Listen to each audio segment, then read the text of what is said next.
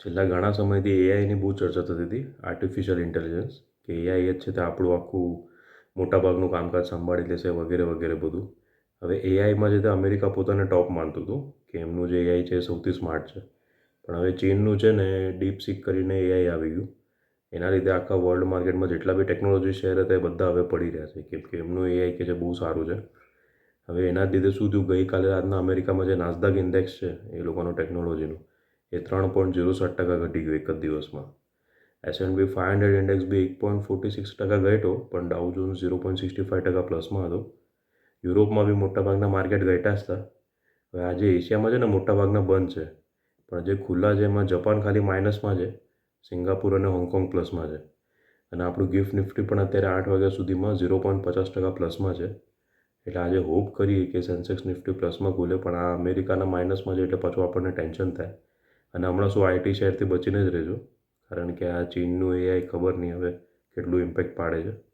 ગઈકાલે જે કંપનીઓના રિઝલ્ટ સારા આવ્યા અને તમને જો મીડિયમ ટર્મ માટે લેવા હોય અને કદાચ બ્રોકરેજ હાઉસ બી ટાર્ગેટ ભાવ વધારે કે સારું રિવ્યૂ આપે, તો એમાં છે કાઇનેસ ટેકનોલોજીસ. આમનો ડિસેમ્બર ક્વાર્ટરમાં પ્રોફિટ વધી ગયો છે 47%. બીજું છે બજાજ હાઉસિંગ ફાઇનાન્સ, આમનો પ્રોફિટ વધ્યો 25%. 361નો પ્રોફિટ વધ્યો 43.9%. અને પિરામલ એન્ટરપ્રાઇઝિસ એ છે ને પહેલાં લોસમાંથી એ પ્રોફિટમાં આવી ગઈ, એટલે આ બી એક પોઝિટિવ વાત જ કહેવાય. યુનિયન બેંકનો પ્રોફિટ પણ 28% વધી ગયો છે, 28.2%.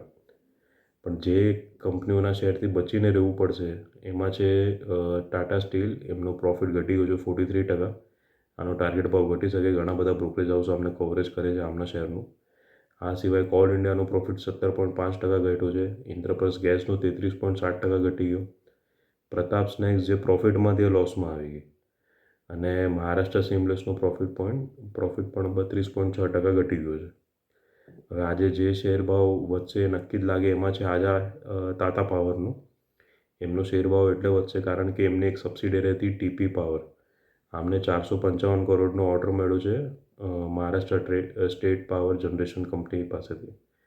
એટલે આ ઓર્ડર વેલ્યુ મોટી છે એટલે કંપનીનો શેર ભાવ વધશે નક્કી જ દેખાય છે. બીજું આઝાદ એન્જિનિયરિંગ, આ બી ગ્રીન ઝોનમાં રહી શકે, કારણ કે આમને BHEL એટલે કે ભારત હેવી ઇલેક્ટ્રિકલ પાસેથી એક પરચેસ ઓર્ડર મળ્યો છે. એટલે આ શેરમાં બી આજે પોઝિટિવિટી રહેશે.